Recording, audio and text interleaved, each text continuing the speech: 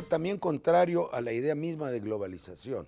Claro. El profesor Huntington publicó su famoso libro de Choque de Civilizaciones, diciendo que la globalización tenía una frontera, un límite, que eran los musulmanes, que no entraban, no eran compatibles ambas civilizaciones. Un libro muy discutible, desde luego yo siempre he estado contra esa tesis. Yo discrepo también. Discrepamos, pero ahora resulta que de este lado se genera otro fundamentalismo, como si fuera una acción refleja. ¿Cómo se llama? ¿Cómo se puede combatir esto? Si los medios de información, que han sido la clave de la globalización, también se ponen al servicio de los fanatismos. ¿Qué piensas, María? Me parece que los medios pueden y deben jugar un papel importantísimo en la democracia al informar con objetividad, darle cabida a todas las opiniones y expresiones y propiciar un debate de ideas que le permitan a la ciudadanía enterarse, optar, ¿por qué no?, y hasta querer participar. Y creo, respecto del tema que tocaste antes, que no hay asunto que no pueda resolverse si justamente pensamos en una corriente de laicismo en cualquier cultura y religión que sea tolerante, y lo digo en el mejor de los sentidos, con lo que crea, piense y practique el que esté enfrente. Yo creo que todos, por igual, podemos entendernos y además debemos luchar por la paz, y la mejor manera de luchar por la paz es pensar y respetar el pensamiento del otro, no estar a priori diciendo, por ejemplo, contra tal iglesia o contra tal filosofía. No, qué bueno que existan varias, qué bueno que haya pensamiento diverso, qué bueno que podamos optar. El fundamentalismo es pésimo, cualquiera Pésimo. lleva a la catástrofe, es una reproducción del ataque a las Torres Gemelas. Perdón que lo diga, Claro. del otro lado. Claro, al odio, lleva al odio. Yo quisiera entrar a un tema, ya hemos tenido varios programas sobre el tema del aborto, los términos, la evolución de la ley civil, la evolución de la ciencia. Ahora lo que está en el tapete de la discusión son la unión entre dos personas del mismo sexo. Este es un debate que tiene 30 años o más en Europa, me tocó vivirlo en una fase muy avanzada en el Parlamento Europeo, y lo voy a decir como una introducción. El derecho civil es contractualista. Desde los romanos son acuerdos entre personas. Hay todos los acuerdos entre personas que no violen principios jurídicos fundamentales, que no ataquen a los intereses de la sociedad o de terceros, deben ir manteniendo con el tiempo una forma de expresarse. Ahora vivimos en la época de la letra chica, todos los contratos que firmamos desde el celular, que ni leemos la letra no chica, alcanzamos a ver. y de repente habrá en la era digital, yo no sé qué cosa vamos a contratar, helicópteros interplanetarios. Y ya está muy claro en Europa que la unión entre dos personas de un mismo sexo, que es un hecho, porque hay hechos que se convierten en hechos jurídicos, decimos los abogados, ¿no?, cuando son sancionados por una ley. Entonces, se trata, en Europa ese es el pensamiento, de que ese hecho, que no es ilegal, no se le puede meter a la cárcel a nadie por eso, se deduzcan derechos de ese hecho. Por ejemplo, en servicio exterior se discutió si pueden pagarse el pasaje a la pareja cuando la pareja es del mismo sexo. Pues no, porque no está en la ley. En el seguro social, no. Si tienen derechos sucesorios. ¿Por qué se ha hecho tanto escándalo de una actitud de buena fe, de tratar de deducir derechos de hechos humanos que son evidentes, que existen, que son parte de la realidad humana? Mira, yo creo que hay algo muy profundo que son los miedos y temores de la sociedad que la vuelven discriminatoria.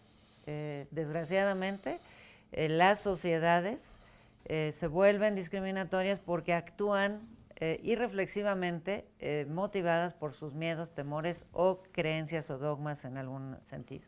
Si no nos metemos a esta profundidad, no vamos a entender por qué costó tanto trabajo que una niña negra entrara a Estados Unidos a la escuela y tuvo que entrar el ejército a defenderla porque la iban a lapidar. O sea, tenemos que entender que hay una sociedad que le temía a que una niña negra entrara a la escuela porque iba a irrumpir su privacidad, sus privilegios, y porque además la ligaban o satanizaban con el mal. Eso sucede con las religiones, eso sucede muchísimo con los homosexuales. Yo diría que el grupo que provoca más miedos y temores en la sociedad y más discriminación, lo dicen las encuestas, es el grupo de la homosexualidad, Pero esta minoría. fíjate, está diciendo una cosa muy importante. Un sacerdote, no sé si de la jerarquía, dijo, deben ser combatidos porque la homosexualidad es una enfermedad. Vaya, Si fuera una enfermedad, había una habría clínica contra los homosexuales del Seguro bueno, Social y habría ahora, pastillas contra la homosexualidad. Lo grave, ¿Qué fíjate, cosa, no? ¿a qué Hay grado? quienes Ahora, si creen fueran eso. los muy buenos, generosos de alma, entre comillas lo pongo, hablan de que son enfermos y hay que perdonarlos y curarlos. Los otros de plano dicen que hay que rechazarlos porque son el mal y no entienden que es una relación que hay que respetar como seres humanos. Ahora, ¿qué sucede de esto o qué ha sucedido?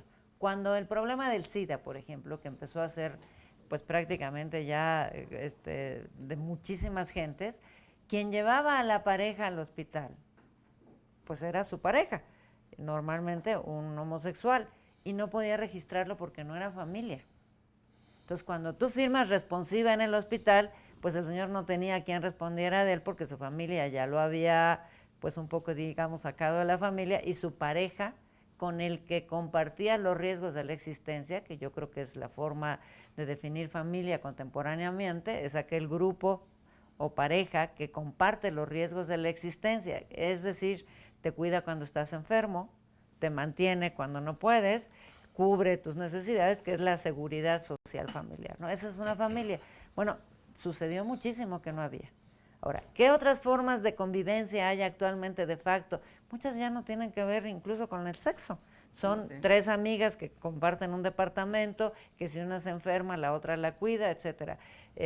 Las monjas que comparten un convento, y son relaciones de facto que no están cubiertas civilmente. Lo decíamos del Seguro Social, muchas parejas de lesbianas homosexuales que viven como tal, pagan la seguridad social y su pareja no tiene seguridad social. Bueno, pues entonces que se le cobre la mitad, ¿no? Si no meten a su pareja, pues que se le cobre la mitad. Entonces, tenemos que aceptar que existen alianzas, de hecho, familias, de hecho, que el nombre matrimonio es el que les parece que les causa más trauma. Bueno, es que en Europa, lo platicábamos, y en otros países, se dio la discusión por etapas. Primero se reconoció el hecho. Unos no le llaman matrimonio, en realidad le llaman unión civil. Los socialistas europeos propusieron hace 25 años la expresión unión civil o sociedad de convivencia. Se dijo aquí que no es un fenómeno idéntico. No es un fenómeno idéntico. No lo es. ¿Que queremos ponerle otro nombre? Pues le ponemos otro nombre. El tema no está ahí. No. El tema es si esos derechos se van a proteger o bien, y siento, a ver, Marta, que he estudiado esto, que hay cierta incongruencia de la Iglesia, porque si realmente creyera que es un pecado, pues ya los hubiera excomulgado. Entonces, la Iglesia está en campaña contra la homosexualidad. Creo que aquí el asunto es todos los derechos para todas las personas, ¿no? O sea, el tema de cómo logramos que eso se convierta en una realidad tiene que pasar por un asunto de información. O sea, si la ciudadanía tiene cierta homofobia, o ciertos grupos tienen homofobia, es porque les falta información. ¿Qué es homofobia? Homofobia es el odio a aquellas personas que tienen una preferencia sexual diferente. Y si en realidad existe esa homofobia es porque no tenemos información. O sea, cuando tú te das cuenta que en realidad ya hoy en día existen, viven y conviven muchas personas del mismo sexo, que esto no nos ha perjudicado como sociedad, que nuevamente queda en el asunto de las libertades de las personas, y que si yo quiero tener una preferencia o yo tengo una preferencia diferente a los demás, eso no me hace diferente y por lo tanto no me convierte en una persona además un tema de humanismo. Comentábamos también al comenzar el programa que a nosotros, nuestra edad, nos ha tocado vivir ese cambio cultural en México. Ha venido evolucionando. Las personas de la generación anterior a la mía, homosexuales, sufrían verdaderamente mucho. Se llamaba de closet, persecución, porque tantos amigos que venían de un modo dramático, perdón que te lo diga, humillaciones, problemas en el desarrollo de su profesión. Y después se vino aceptando a nivel social, gradualmente. La generación posterior a la mía ya se veía con bastante normalidad. Si ya socialmente Los padres casi se colgaban de los techos cuando se Pues enteraban de ahorita se los hijos. están Los colgando. corrían de la casa. No, o los padres de conocían. familia los Padres de corrían de la familia, casa. así es. Hay un gradual aceptación social en el Así mundo Comprensión. occidental y en México. Comprensión. Eso tiene que Aceptación. traducirse a términos jurídicos. Y ante esta evolución tenemos una visión totalmente retrógrada de la iglesia que está mal informando, diciendo además que son enfermedades, pero lo mismo creen del aborto, porque por eso han puesto en las reformas constitucionales que si no es cárcel es tratamiento psicológico para las mujeres. O sea, todo lo que no alcanzan a considerar es una enfermedad. Entonces, Sobre todo si se trata de mujeres. sobre todo si se trata Y de un mujeres. pecado, que es Y en lo este más caso grave. de la homosexualidad, que es una visión totalmente de la Edad Media, creer que la homosexualidad es un tipo de enfermedad y que se dedican a malinformar, a confrontar, que ese es el problema mayor de cómo el día de hoy la jerarquía católica está confrontando Una sociedad a la es tanto sociedad. más atrasada cuando más se mete el dogma en la vida. Así Yo no es. quiero asustar ni meter más problemas que no están en debate. Pero, por ejemplo, acabo de estar en los países nórdicos, en Copenhague, yo hice una conversación con parlamentarios. Ya prácticamente todos los países nórdicos, con cuerpo diplomático, tienen en los hospitales públicos, se puede hacer cambio de sexo. En los hospitales públicos, que están asustando por la interrupción del embarazo de los primeros meses. Quiere decir que hay una evolución de las sociedades al reconocimiento de los derechos a ese punto. No estoy proponiendo en México, ni lo vayan a tomar como un argumento contra lo que estamos defendiendo.